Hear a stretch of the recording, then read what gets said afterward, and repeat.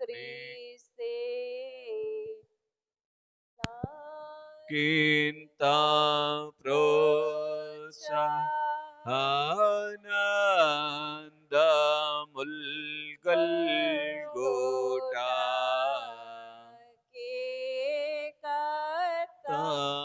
ఘనమైన హేతువయ్యుండు. వాక్యం చదువుకుందాం. అపోస్తుడైనటువంటి పౌలు గారు గల్తీలకు రాసిన పత్రిక మొదటి అధ్యాయము 16వ వచనాన్ని చదువుకుందాం. ఆయనను నాయందు బయలుపరపననుగ్రహించినప్పుడు మనుష్య మాతృలతో నేను సంప్రదింపలేదు. నాకంటే ముందుగా అపోస్తులైన వారి యొద్దకు యెరూషలేమునకైనను వెళ్ళను లేదు. కానీ వెంటనే అరేబియా దేశములోనికి వెళ్ళి తిని పిమ్మట దమస్కు పట్టణమునకు వచ్చి తిని. స్నేహితులారా గమనించండి, పౌలు గారు తన జీవిత కాలములో అనేక సంవత్సరాలు ఆయా రీతిలుగా ప్రయాణం చేసినటువంటి సంగతి మనం ఎరుగుదుము. కానీ ఎప్పుడైతే పౌలు గారు దేవుని వైపు తిరిగాడో ఆయన ఒక ప్రత్యేకమైనటువంటి ఆలోచనలోనికి వచ్చారు. ఏంటదంటే, దేవుడు నా విషయములో ఏం చెయ్యాలనుకుంటున్నాడు అనేటువంటి ఆలోచనతో దేవుని వైపు చూశారు. ఇట్లా చూడండి, ఈరోజు దేవుని దగ్గరికి మనం వచ్చాం కదా, మనం చాలా ఆలోచనలతో వస్తాం. దేవుడు మనకు అది చెయ్యాలని, ఇది చెయ్యాలని, ఇంకొకటి తప్పేం కాదు. కానీ దేవుడు మనకు ఏమి చెయ్యాలి అని మనం అనుకుంటున్నామో దానికంటే కూడా శ్రేష్టమైనది ఏంటో తెలుసా? దేవుడు మనకు ఏం చెయ్యాలనుకుంటున్నారు అనేటువంటిది శ్రేష్టమైనటువంటిది. ఎందుకంటే మన జ్ఞానమేమో పరిమితమైంది, దేవుని జ్ఞానమేమో అపరిమితమైంది. ఇంకో మాట చెప్తాను, మనము మన గురించి ఆలోచించిన దానికంటే దేవుడు మన గురించి ఎక్కువ ఆలోచన చేస్తారు. తల్లి గర్భములో పిండ రూపముగా ఏర్పాటు చేయబడక ముందే దేవుడు మనల గురించి ఆలోచన చేస్తూ ఉన్నటువంటి వారుగా ఉన్నారు. ఇది మనం గ్రహించాలి. మనం మన గురించి ఎప్పుడు ఆలోచన చేస్తామంటే ఊహొచ్చిన తర్వాత ఆలోచన చేస్తాం. కనుక తల్లి గర్భములో పిండ రూపముగా మనము ఏర్పాటు చేయబడక ముందే దేవుడు మన గురించి ఆలోచన చేస్తా ఉన్నారు. గనుక మనకు శరీరములో ఎన్ని అవయవాలు అవసరమో, మన శరీరములో ఏదేది ఎలాగూ పనిచేయట ద్వారా మనకు మేలో, అలాగున దేవుడు మనకు ఏర్పరిచి ఇచ్చినటువంటి వారుగా ఉన్నారు. ఇక్కడ కూర్చున్న వారిలో ఎవరైనా నా ముక్కు ఇక్కడ ఉండాలి, నా కన్నులు ఇక్కడ ఉండాలి, నా చెవి ఇక్కడ ఉండాలి, నా నోరు ఇక్కడ ఉండాలి, నా చెయ్యి ఇక్కడ ఉండాలి అడిగారండి ఎవరైనా? ఏమండి, ఎవరూ అడగల. వస్తే నేనేమనుకుంటానంటే, అడిగితే ఎలాగడుగుతామంటే దీన్ని ఇక్కడ ఉండాలని అడుగుతాం. ఎక్కడా కదా? అడిగితే ఎలాగడుగుతామంటే, ఏమండి, ఉపయోగము లేనటువంటి రీతిగా అడిగేటువంటి వారముగా ఉంటాం. కారణం ఏంటంటే మన జ్ఞానం అనేటువంటిది పరిమితమైంది గనుక. బాగా గమనించండి. కనుక నేనేమంటానంటే, దేవుని యొద్దకు మనం వచ్చిన తర్వాత మనం చేయవలసినటువంటి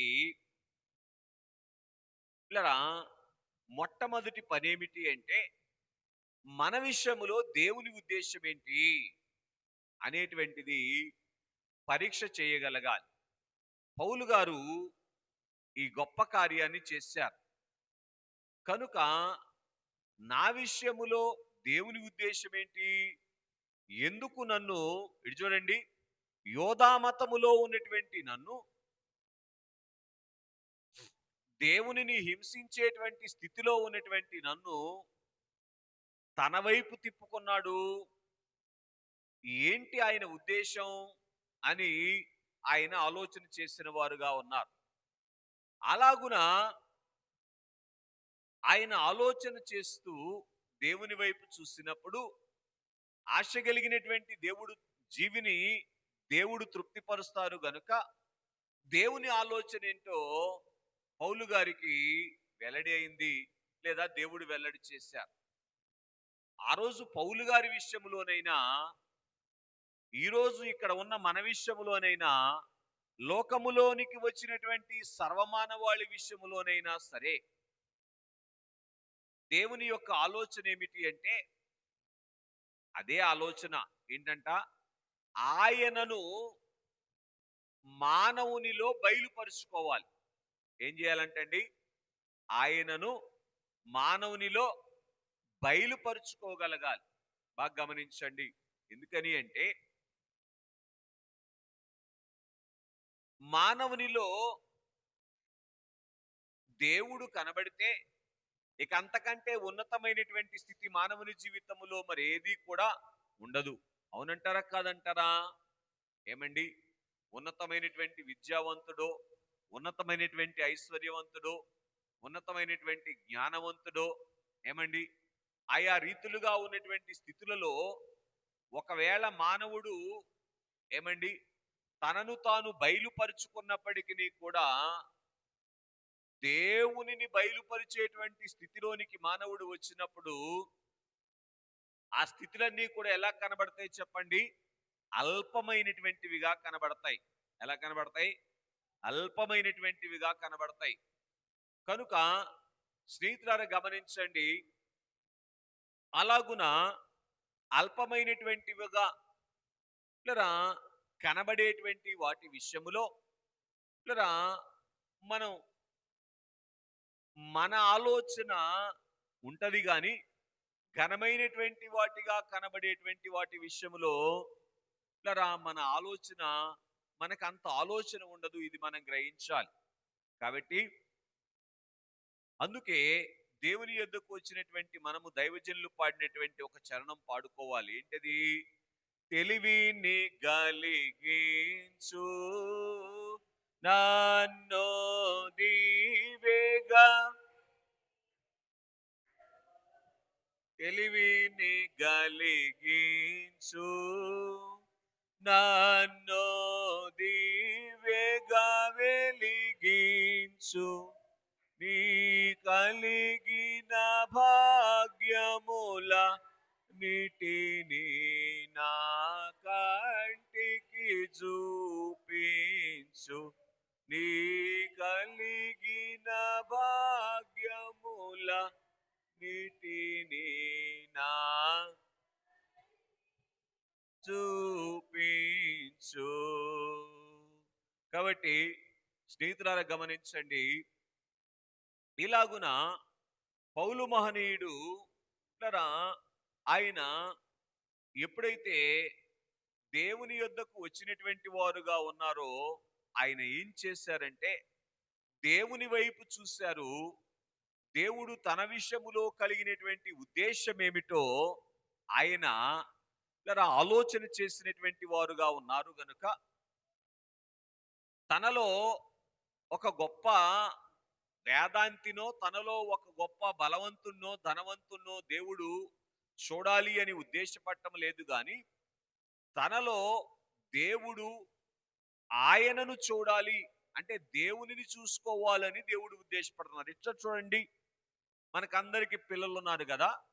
పిల్లలు ఉన్నటువంటి వాళ్ళరా, మన పిల్లల్లో ఎవరిని చూడాలనుకుంటాం? మహేష్ బాబుని చూడాలనుకుంటామా? సచిన్ టెండూల్కర్ని చూడాలనుకుంటామా? లేకపోతే ఏమండి నితిన్ గడ్కరీ గారిని చూడాలనుకుంటామా? ఎవరిని చూడాలనుకుంటాం కదా? మనల్నే చూడాలనుకుంటాం కదా.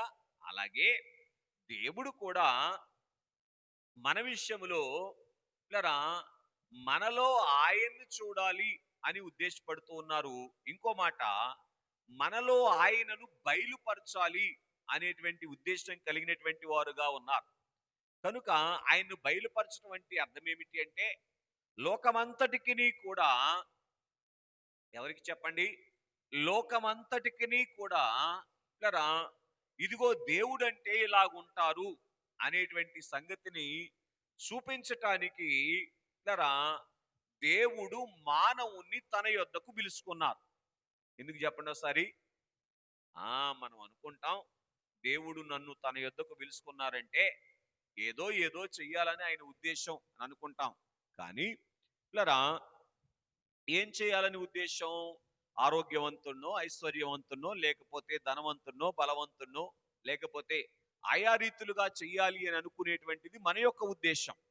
కానీ స్నేహితులారా గమనించండి, దేవుని యొక్క ఉద్దేశం ఏమిటి అంటే పిల్లరా మనలో ఆయనను కనబరుస్తూ మన ద్వారా దేవునిని చూపించేటువంటి స్థితిలోనికి మనల్ని తీసుకొని రావాలి. పిల్లరా అందుకే దైవజనులు దేవదాసయ్య గారు ఏమన్నారు చెప్పండి దీనికి అన్వయించి? ఆయన పెద్ద యేసయ్య, మనం చిన్న యేసయ్యలముగా ఉండాలి అని దైవజనులు తెలియచేశారు. కాబట్టి పిల్లరా ఆది మానవుడైనటువంటి ఆదామును దేవుడు ఎలా కలుగు చేశారు చెప్పండి? తన పోలిక, తన స్వరూపము చొప్పున కలుగ చేశారు.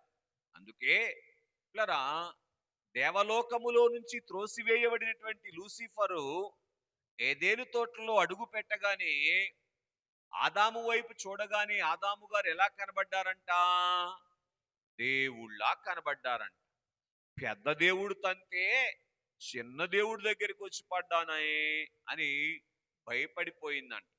కనుక స్నేహితులారా గమనించండి, ఆ రీతిగా దేవుడు మనలో ఆయనను బయలుపరుచుకోవాలి అనేటువంటిది దేవుని యొక్క అమూల్యమైనటువంటి ఉద్దేశం. కనుక ఒక్కసారి మనస్సు దేవుని వైపు తిప్పి మనం ఆలోచనలోనికి వెళ్ళగలిగితే మనము ఆయనను బయలుపరిచేటువంటి స్థితిలోనికి రాగలిగితే ఎంత ధన్యకరమైనటువంటి జీవితముగా ఉంటది. అందుకే దైవజనులు ఏమన్నారు? ధన్యోడు దేవా మానవుడు, ధన్యోడు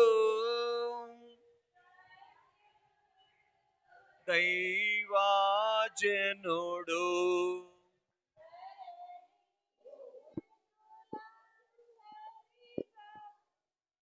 ధన్యోడు.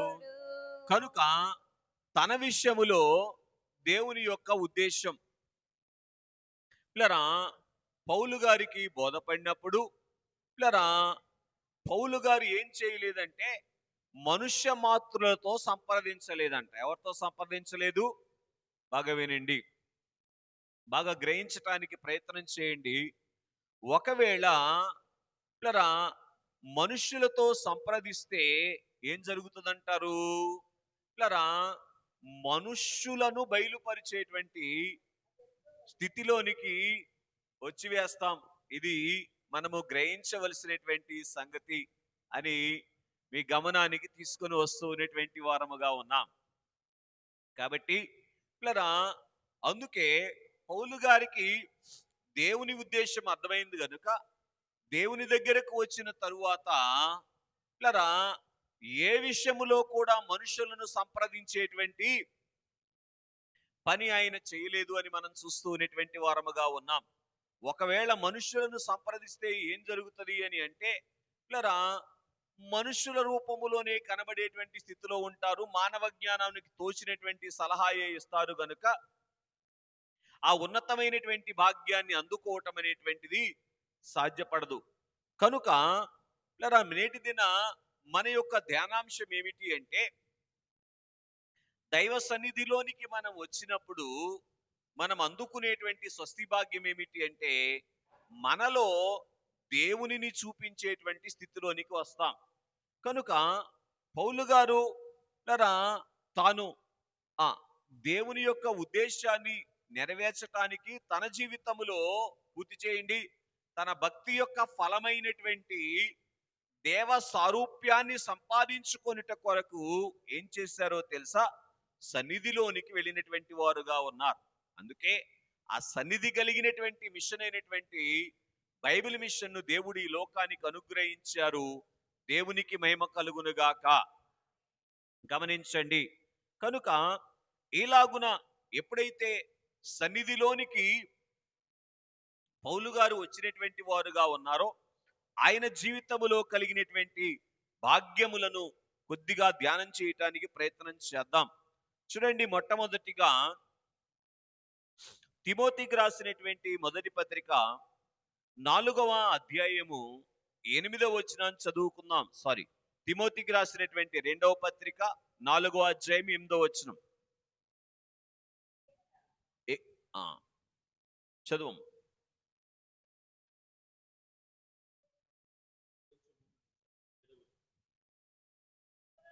మంచి పోరాటము పోరాడి తిని,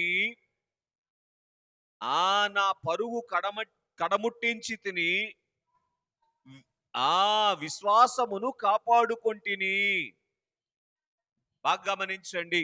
ఎప్పుడైతే దేవుని సన్నిధిలోనికి వచ్చారో, పిల్లరా, పౌలు గారికి దేవుని సన్నిధి అనుగ్రహించినటువంటి పిల్లరా స్వస్తి భాగ్యం ఏమిటి అంటే, పిల్లరా, మంచి పోరాటము పోరాడేటువంటి భాగ్యములోనికి పౌలు గారిని దేవుడు నడిపించారు.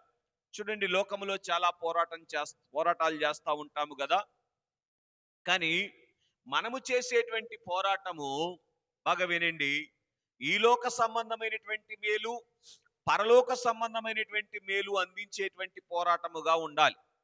కనుక ఈ మంచి పోరాటము పోరాడేటువంటి ఆ దివ్యమైనటువంటి స్థితి అనేటువంటిది సన్నిధిలోనికి వచ్చినటువంటి పౌలు గారు అందుకునేటువంటి వారుగా ఉన్నారు. కనుక చూడండి, చాలా పోరాటాల్లో అలసిపోయేటువంటి స్థితి ఉంటది, కానీ అంతస్తును సంపాదించుకునేటువంటి భాగ్యము ఉండదు. ఏ అంతస్తు? దేవుని సరసన కూర్చునేటువంటి అంతస్తును సంపాదించుకునేటువంటి భాగ్యం అనేటువంటిది కనబడదు. కనుక అంతకుముందు పౌలు గారు అనేక సంవత్సరాలు లోక సంబంధమైనటువంటి విద్య, వేదాంత విద్య చదివినటువంటి వాడైనప్పటికీ కూడా ఈ లోకములో ఉండగా ఏ పోరాటం చెయ్యాలి అనేటువంటి సంగతి ఎరగని వాడుగా ఉన్నాడు. కనుక లోకములో ఉండగా ఏ పోరాటం చెయ్యాలి? పరలోకము చేరుట కొరకైనటువంటి పోరాటం చెయ్యాలి. ఏమండి? భక్తి ద్వారా అవసరమైనటువంటి పూర్తి చేయండి. మోక్షలోకాన్ని, స్వర్గలోకాన్ని సంపాదించుకునేటువంటి పోరాటం అనేటువంటిది భక్తుడు చేయవలసినటువంటి పోరాటం. కాబట్టి పౌలు గారు ఎప్పుడైతే సన్నిధిలోనికి వెళ్ళారో, తన జీవిత కాలములో అంతకుముందు తాను చేసినటువంటి పోరాటముల ద్వారా ఏమి అందుకోలేకపోయాడో, అటువంటి మంచి పోరాటమును తాను పోరాడినటువంటి వారుగా ఉన్నారు. ఏంటి ఆ మంచి పోరాటం అంటే, మొదటిగా తాను దేవునికి ఇష్టడుగా జీవించేటువంటి స్థితిలో నడుచుట కొరకైన పోరాటము. రెండవది, అనేకులను దేవుని వైపు త్రిప్పుట కొరకైనటువంటి పోరాటమైన చేసినటువంటి వారుగా ఉన్నారు. కనుక స్నేహితులారు గమనించండి, రెండవదిగా మనం చూస్తే, నా పరుగు కడముట్టించి తిని అని తెలియచేశారు. కనుక తన జీవిత కాలములో తాను ఏ పని చెయ్యాలో ఆ పని చేసేటువంటి ఆ పనిని తాను పూర్తి చేసినటువంటి వాడుగా ఉన్నారు. అందుకే మన జనకులు కూడా ఏమన్నారు చెప్పండి? చెయ్యవలసిన ప్రార్థనలన్నీ చేసి ముగించాను. చూసారా? కనుక దేవుడు మన విషయములో ఏమేమి చెయ్యాలి అని ఈ లోకములోనికి మనల్ని పంపించారో అది చేసి ముగించాలి అని అంటే ఏం చెయ్యాలో తెలుసా? దేవుని సన్నిధిలో కూర్చోవాలి. కనుక దేవుని పాదాల దగ్గర మనం ఎప్పుడైతే కూర్చున్నటువంటి అనుభవం కలిగినటువంటి వారముగా ఉంటామో, కనబడేటువంటి సంగతి ఏమిటి అంటే, మన పరుగును కడముట్టిస్తాం. నా జీవితంలో ఇది చెయ్యలేకపోయాను అనేటువంటిది ఏది కూడా ఉండదు. చాలాసార్లు ఏమంటాం చెప్పండి? చాలా మంది జీవితంలో వృద్ధాప్యంలోనికి వచ్చిన తర్వాత వయసులో ఉన్నప్పుడు ఇదిగో ఇది చేయాల్సింది ఇది చేయలేకపోయాను కదా అనేటువంటి పరిస్థితి వస్తుంది. అలాగున్నే ఈ లోకాన్ని విడిచి వెళ్ళేటువంటి గడియలు వచ్చినప్పుడు అయ్యయ్యో నేను చేయాల్సింది చేయలేకపోయాను కదా అనేటువంటి పరిస్థితి వస్తుంది. కానీ పౌలు గారి జీవితంలో ఏం జరగలేదు, అటువంటి పరిస్థితి అనేటువంటిది సంభవించలేదు. గ్రహించటానికి పరిశుద్ధాత్మ దేవుడు మనకు సహాయం చేయనుగాక. కారణం ఏంటి అని మనం ఆలోచన చేస్తే సన్నిధి సన్నిధిలో ఉన్నటువంటి స్వస్తి భాగ్యం ఏమిటంటే మంచి పోరాటము చేసేటువంటి స్థితి. రెండవ సంగతి, సన్నిధిలో ఉన్నటువంటి స్వస్తి భాగ్యం ఏమిటంటే పరుగును కడముట్టించటం, పరుగును పూర్తి చేయటం అనేటువంటిది మనము గ్రహించవలసినటువంటి వారముగా ఉన్నాం. ఏ పరుగు ఈ లోకములో ఉండగా పరిగెత్తాలో ఆ పరుగు పరిగెత్తేటువంటి అనుభవములోనికి రావటం మాత్రమే కాదు, దాన్ని పూర్తి చేయటం. ఎన్ని ఆత్మలను దేవుని వైపు త్రిప్పాలో అన్ని ఆత్మలు దేవుని వైపు త్రిప్పటం. ఇంకో మాట చెప్పండి ఒకసారి. ఆ చెప్పండి.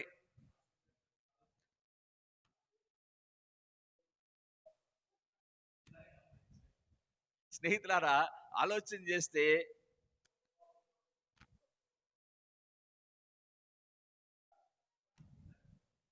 వినండి, వాక్యం వినండి. పౌలు గారి యొక్క జీవితంలో లరా సంగతి ఏమిటి అని మనం ఆలోచన చేసినటువంటి వారముగా ఉన్నట్లయితే, తాను ఆశ్చర్యకరమైనటువంటి రీతిగా తాను చేయవలసినటువంటి పోరాటమును తాను పూర్తి చేసినటువంటి వారుగా ఉన్నారు అని మనం చూస్తూ ఉన్నటువంటి వారముగా ఉన్నాం.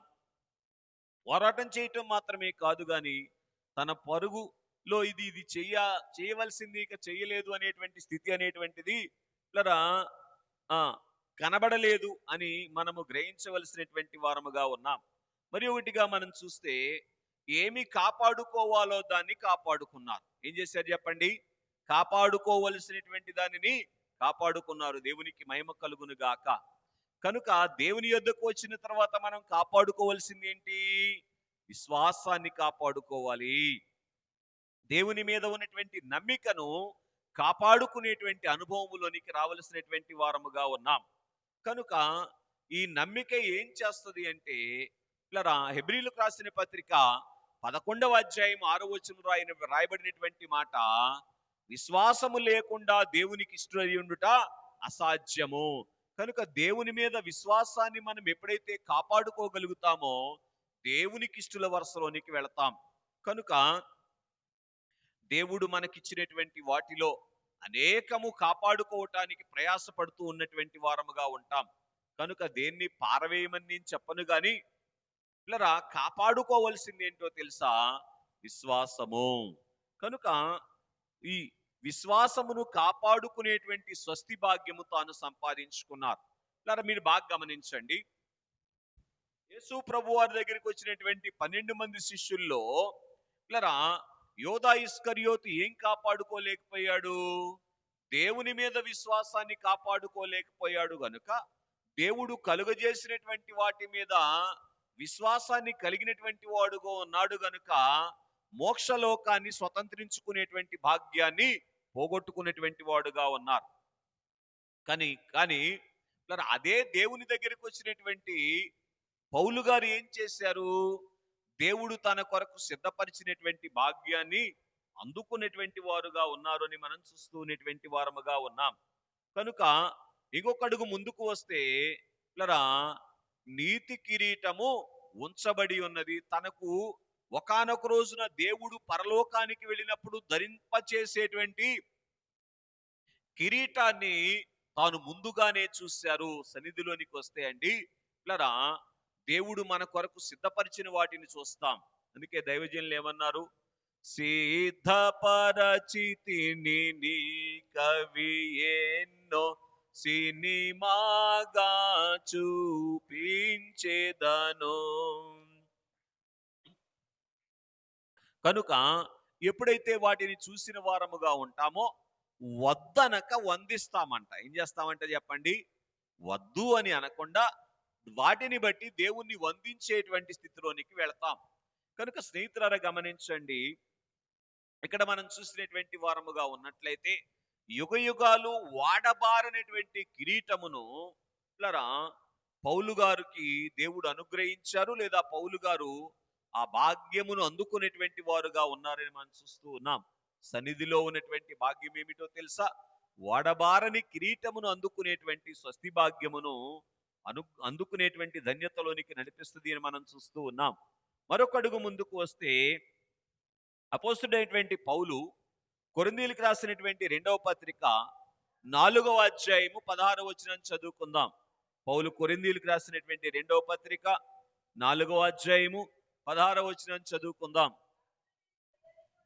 కావున మేము అధైర్యపడము. ఏంటి? మా బాహ్య పురుషుడు కృషించుచున్నను,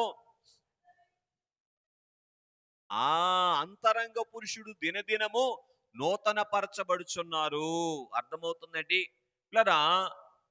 దేవుని సన్నిధిలోనికి వచ్చినటువంటి వారు పిల్లరా సన్నిధి భాగ్యాన్ని అందుకునేటువంటి అనుభవములోనికి రాగలిగితే, సన్నిధిలో ఉన్నటువంటి స్వస్తి ఏమిటి అంటే, పూర్తి చేయండి పిల్లరా, అంతరంగ పురుషుణ్ణి నూతన పరుచుకునేటువంటి భాగ్యాన్ని అందుకుంటారు. ఏంటో కారణం తెలుసా? చూడండి, మనిషికి ఇద్దరు పురుషులు ఉంటారు. అంటే పురుషులు అంటే ఒకటి బాహ్య రూపము, రెండవది అంతరంగ రూపం. బాహ్య రూపము ఎంత మనిషి కాపాడుకున్నప్పటికీ కూడా పూర్తి చేయండి, ఏదో ఒక రోజున కృషించిపోయేటువంటిదిగా ఉంటది. ఇంకొక మాటలో చెప్తాను, మట్టిలోనికి వెళ్ళిపోయేటువంటిదిగా ఉంటది. మనం ఎరిగినటువంటి సంగతే. కానీ ఇలా గమనించండి, అంతరంగ పురుషుడు ఉన్నారు చూసారా? ఈ అంతరంగ పురుషునికి అంటే దేవుడు మనలో పెట్టినటువంటి ఆత్మకు ఏముండదు చెప్పండి? చావు లేదు గనుక యుగయుగాలు జీవించేటువంటి స్థితి మాత్రమే ఉన్నది గనుక పిల్లరా, ఈ ఆంతర్య పురుషుణ్ణి నూతన పరుచుకునేటువంటి అనుభవం పరిపూర్ణముగా పరిశుద్ధాత్మ దేవుని యొక్క స్వభావములోనికి వచ్చేటువంటి స్వస్తి భాగ్యాన్ని అందుకునేటువంటి వారముగా ఉంటాం అని మనం చూస్తూ ఉన్నటువంటి వారముగా ఉన్నాం. కనుక చూడండి, దేవలోకములోనికి చేరేది ఎవరు? ఆంతర్య పురుషుడా, బహిరంగ పురుషుడా? ఆంతర్య పురుషుడు. కనుక అంటే అర్థం ఏమిటి అంటే, దేవుడు మనలో పెట్టినటువంటి ఆత్మ. కనుక బాగా గమనించండి, ఈ లోకములో ఉండగా మనము దేవకుమారులుగా కనబడాలి అంటే ఏం చెయ్యాలి? రోమీయులకు రాసిన పత్రిక 8వ అధ్యాయం 14వ వచనంలో పౌలు గారు అంటున్నారు, ఏమండి? ఎందరు దేవుని యొక్క ఆత్మ చేత నడిపించబడతారో వారు దేవుని కుమారులై ఉంటారు. దేవునికి మహిమ కలుగును గాక. బాగా వినండి, దేవుని కుమారులైతేనే గాని ఏం చేయలేరు? దేవలోకములోనికి చేరలేరు. అవునా కాదా? కనుక ఇప్పుడు ఆ పాప ఉంది. ఆ పాప శరత్ గారి కుమార్తె కాబట్టి వాళ్ళ ఇంట్లో ఉంటది. అవునా కాదా? ఏదో పాస్టర్మ గారికి మర్యాదకి ఎత్తుకోవటానికి ఇచ్చారని మా ఇంటికి తీసుకెళ్తే ఉంటదా? ఉండదండి. కనుక స్నేహితులారా గమనించండి, అలాగే దేవుని కుమారుల యొక్క వరుసలోనికి ఎప్పుడైతే మనం వస్తామో ఏమి సంపాదిస్తాము అని మనం ఆలోచన చేస్తే దేవకుమారత్వాన్ని సంపాదించుకునేటువంటి అనుభవములోనికి తీసుకుని వచ్చేటువంటి వారముగా ఉంటాం. కనుక ఆంతర్య పురుషుడు నూతన పరచబట్టం అంటే అర్థం ఏమిటి అంటే, పరిపూర్ణముగా దైవాత్మ వశములోనికి వెళ్ళినటువంటి అనుభవములోనికి రావాలి. కనుక దైవజనులు దేవదాసయ్య గారు పాడుచు, దైవాత్మా రామో నా తనువు నవ్రాలుమో, దైవాత్మా రామో నా తనువు నవ్రాలుమో, నా జీవమంతయు నీతో నిండా చేరి వసింపుము, నా జీవమంతయు నీతో నిండా సింపుము. కాబట్టి స్నేహితులారా బాగా గమనించండి, మన యొక్క ప్రయాస అంతటి ద్వారా దేనిని నూతన పరుచుకోవాలో అది నూతన పరుచుకునేటువంటి భాగ్యము దైవ సన్నిధిలోనికి వచ్చినటువంటి వారు అందుకునేటువంటి వారుగా ఉన్నారు. చూడండి, పరిశుద్ధ గ్రంథంలో దేవుని యొద్దకు వచ్చిన వారు చాలా మంది ఉన్నారు. కానీ చాలా వాటిని వారు నూతన పరుచుకున్నారు. వాటి గురించి నేను మాట్లాడటానికి ఇష్టపడను గాని, మచ్చుకు లూకాసు వార్త 16వ అధ్యాయములో పిల్లరా ధనవంతుడు మనకు కనబడతాడు. అంటే తన యొక్క ఆర్థిక స్థితిని తాను ఏం చేసుకున్నాడు? నూతన పరుచుకునేటువంటి వాడుగా ఉన్నాడు గాని పిల్లరా ఆంతర్య స్థితిని నూతన పరుచుకోలేదు. కనుక పిల్లరా బాగా గమనించండి. ఏం జరిగింది? ఒకానొక రోజు వేదనకరమైనటువంటి స్థలములోనికి వెళ్ళిపోయేటువంటి ప్రమాదము వచ్చినట్లుగా మనం చూస్తూ ఉన్నటువంటి వారముగా ఉన్నాం. కనుక సన్నిధిలో మనకు దొరికేటువంటి స్వస్తి భాగ్యం ఏమిటి అంటే, చెప్పగలరా ఒకసారి? నో ఆంతర్య పురుషుణ్ణి నూతన పరుచుకునేటువంటి భాగ్యం. ఇలా బాగా గమనించండి. ఆదిలో అపవాది ఏం చెడగొట్టాడు చెప్పండి? బహిరంగ పురుషుణ్ణి చెడగొట్టాడా? ఆంతర్య పురుషుని చెడగొట్టాడా? ఆంతర్య పురుషుని చెడగొట్టాడు. అపవాది వాడిలో ఉన్నటువంటి నైజాన్ని ఆది మానవుల్లో ఊదాడు. అదే పొడపాము మనుషుని శరీరమంతా వ్యాపించినట్లుగా మానవ జాతి అంతటికీ కూడా అపవాది నైజం ఏం చేస్తా ఉంది? ప్రవహిస్తా ఉంది. కనుక ఈ బహిరంగానికి ఇట్లరా సౌందర్యముగానే కనబడతాము గాని అంతరంగముగా మనకు మనము హాని చేసుకునేటువంటి స్థితిలోనికి వెళ్ళిపోవటానికి గల కారణం ఏంటంటే ఆంతర్య పురుషుడు పొడైపోయినటువంటి వాడుగా ఉన్నారు. కనుక దేవుని సన్నిధిలోనికి వస్తే ఆంతర్య పురుషుని నూతన పరుచుకునేటువంటి స్వస్తి భాగ్యాన్ని దేవుడు అనుగ్రహించేటువంటి వారుగా ఉన్నారు. అందుకే ఆయన అంటాడు, ఒకప్పుడు హంతకుడను దోషకుడను హానికరుడను అని అంటారు ఎవరైనా? పౌలు గారు. కనుక ఒకప్పుడు ఆ స్థితిలో ఉన్నటువంటి పౌలు గారు ఏ స్థితిలోనికి వచ్చారు చెప్పండి? ఇట్లరా హానికరులను ఇట్లరా దేవలోకములోనికి చేర్చేటువంటి మేలుకరుడుగా మారిపోయారు. దేవునికి మహిమ కలుగునుగాక. కనుక సన్నిధిలో ఉన్నటువంటి స్వస్తి భాగ్యం ఏమిటి అంటే ఆంతర్య పురుషుని నూతన పరుచుకునేటువంటి భాగ్యమని మనం చూస్తూ ఉన్నటువంటి వారముగా ఉన్నాం. మరి ఒకటిగా మనం చూస్తే పౌలు కొర్నీయులకు రాసినటువంటి 2వ పత్రికలోనే 4వ అధ్యాయములోనే 17వ వచనాన్ని చదువుకుందాం. మేము దృశ్యమైన వాటిని చూడక అదృశ్యమైన వాటిని నిదానించి చూస్తూ ఉన్నాము. కనుక సన్నిధిలో ఉన్నటువంటి స్వస్తి భాగ్యం ఏమిటి అంటే ఇలా బాగా గమనించండి. ఈ శరీర నేత్రాలకు కనబడేటువంటి వాటిని చూడక ఏమండి అదృశ్యమైనటువంటి వాటిని అనగా మనోనేత్రాలకు కనబడేటువంటి వాటిని చూచేటువంటి భాగ్యము పౌలు గారికి ఇలా సన్నిధి అనుగ్రహించింది. ఇది మనం గ్రహించాలి. ఇంకో మాట చెప్పనా మీకు? అదృశ్యమైనవి ఏం చెప్పండి? అనిత్యములు. అదృశ్యమైనటువంటివి ఏమండి? నిత్యములు. దృశ్యమైనవి అనిత్యములు. క్షమించండి. కనుక అదృశ్యమైనటువంటివి నిత్యముండేవి గనుక నిత్యముండే వాటి వైపు చూసినప్పుడు ఇట్లరా నిత్యమైనటువంటి ఇట్లరా వాటిని నిత్యము ఉండేటువంటి వాటిని అనుభవించేటువంటి స్థితిని సంపాదించుకునేటువంటి భాగ్యము దొరుకుతుంది. ఇదే మానవ జీవితంలోని స్వస్తి భాగ్యమని ఈ శ్రేష్టమైనటువంటి సమయంలో మీ గమనానికి తీసుకొని వస్తూ ఉన్నటువంటి వాడనుగా ఉన్నాను. ఇంకొంచెం ముందుకు చదువుతారు అదే వచనాన్ని. క్షణమాత్రముండు ఈ చులకనైన శ్రమ అమ్మా మా కొరకు అంతకంతకు ఎక్కువగా నిత్యమైన మహిమ భారమును కలుగ చేయుచున్నది. చాలు. కనుక స్నేహితులారా బాగా గమనించండి. ఎప్పుడైతే అదృశ్యమైనటువంటి వాటిని చూస్తా ఉన్నారో పిల్లరా ఏం కనబడతా ఉందంట పౌలు గారికి? చదవాలి. క్షణమాత్రముండు చులకనైనటువంటి శ్రమ ఏం చేస్తా ఉందంటే మహిమ భారాన్ని అధికం చేస్తా ఉందంట.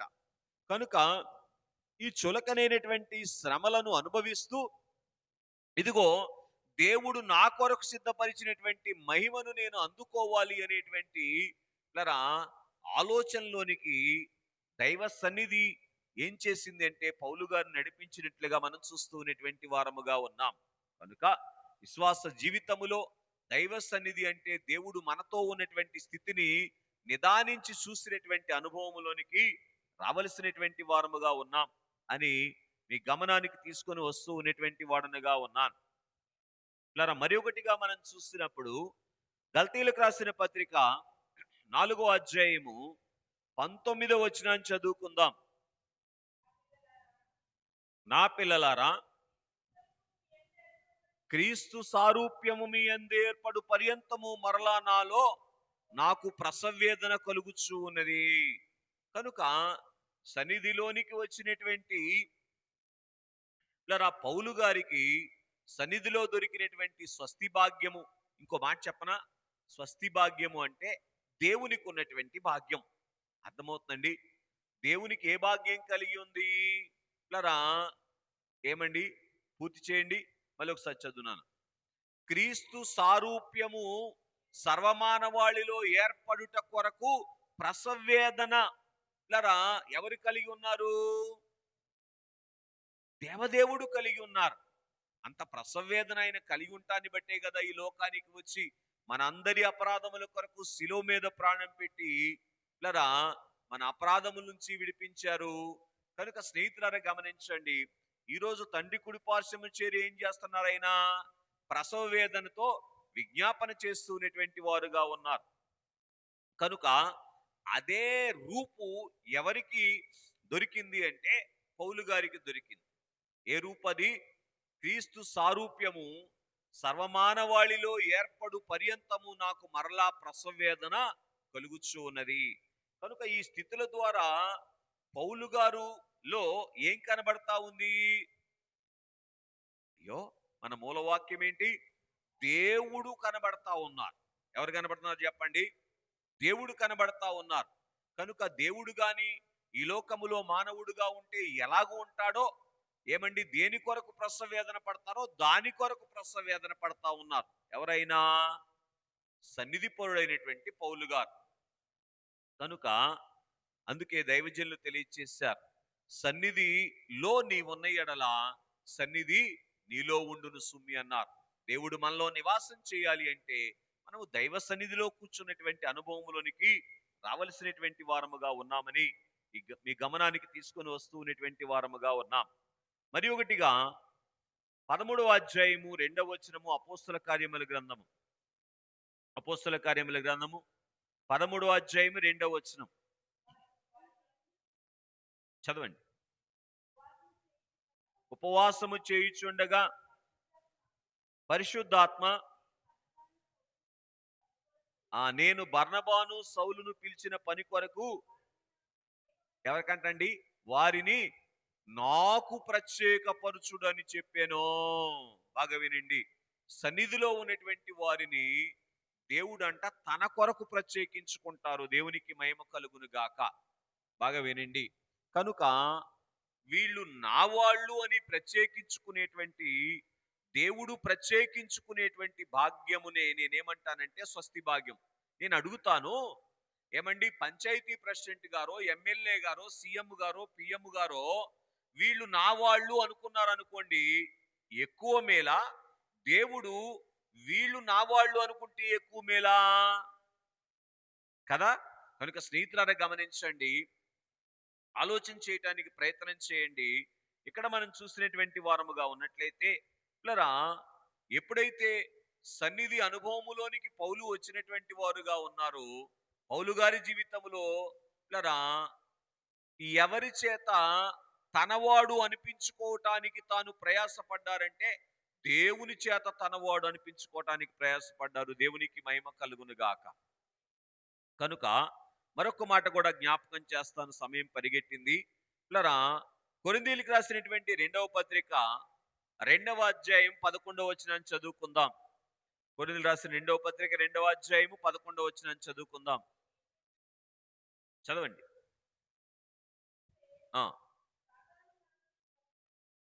చదవండి.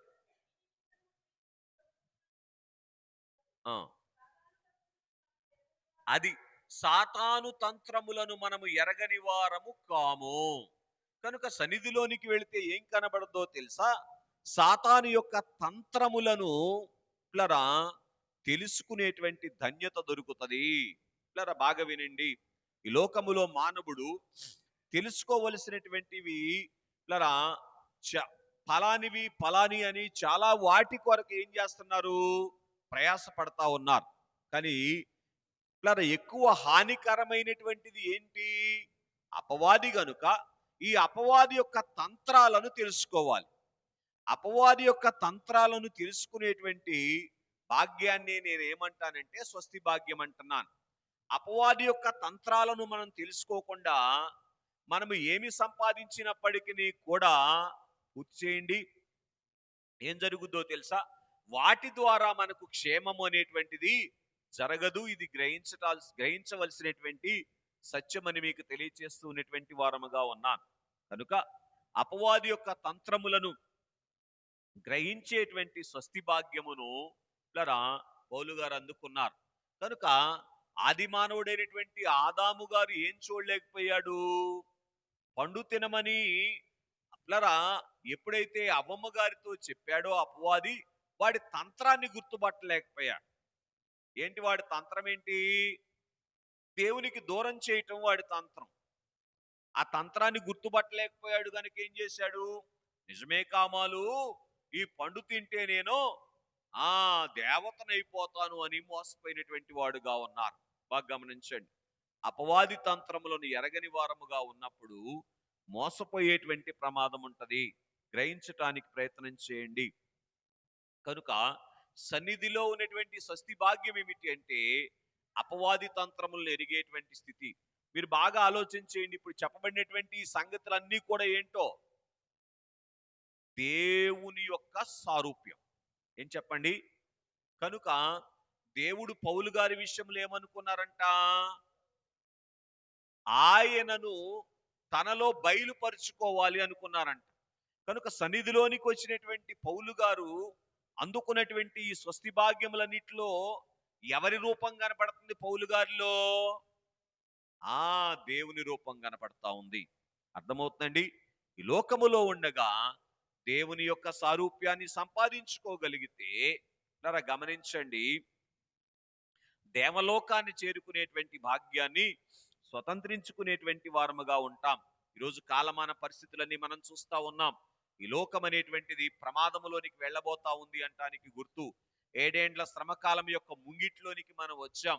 కనుక ఎలీనో ప్రభావాన్ని బట్టి ఈ సంవత్సరం వచ్చే సంవత్సరం కూడా భయంకరమైనటువంటి పరిస్థితులు ఇలా భారతదేశం చూడబోతా ఉంది, ప్రపంచం చూడబోతా ఉంది అనేటువంటిది శాస్త్రజ్ఞులైనటువంటి వారు తెలియచేస్తా ఉన్నారు.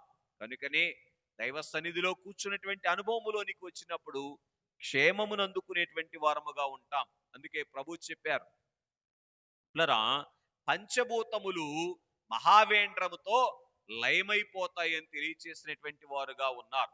కనుక పిల్లరా వాటి యొక్క ఉనికి పిల్లరా ఈరోజు భూమి మీద కనబడతా ఉంది.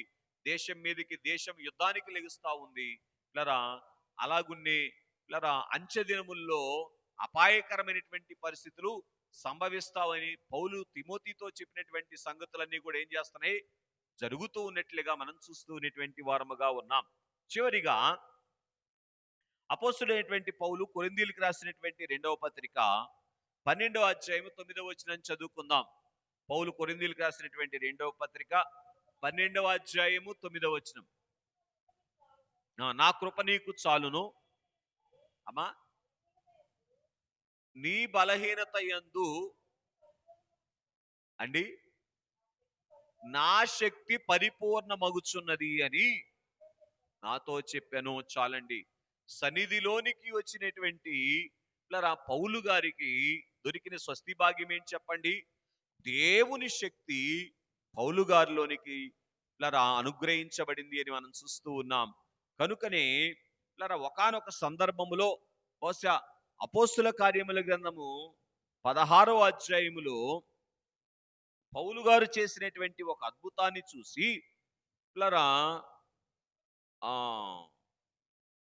ఏం చేశారు? పౌలు శీలైనటువంటి వారిని చూడండి 14వ అధ్యాయం 15వ వచనం.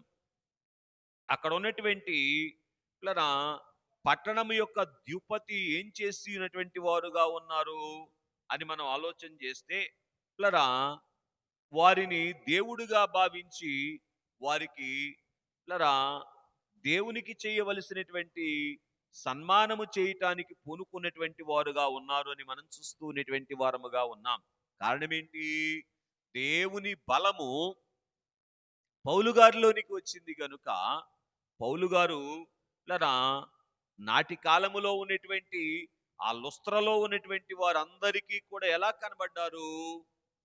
దేవుల్లా కనబడ్డారు. కనుక స్నేహితులారా గమనించండి, స్వస్తి భాగ్యం ఏమిటి అంటే దేవుని బలాన్ని మనం అందుకునేటువంటి భాగ్యమే స్వస్తి భాగ్యమని ఈ శ్రేష్టమైనటువంటి సమయములో మీ గమనానికి తీసుకొని వస్తూ ఉన్నటువంటి వాడనుగా ఉన్నాను. కనుక పిల్లరా దైవ సన్నిధిలోనికి మనం రాగలిగితే మన జీవిత కాలంలో స్వస్తి భాగ్యమైనటువంటి ఆయనను అంటే దేవునిని మనలో పిల్లరా మనము బయలుపరిచేటువంటి భాగ్యాన్ని సంపాదించుకుంటాం. అంతగా సన్నిధి చేయగలిగినటువంటి ధన్యత దేవుడు మనెల్లరకు దయచేయునుగాక. ఆమేన్. పరిశుద్ధుడా ప్రేమ కలిగిన తండ్రి వందనాలు.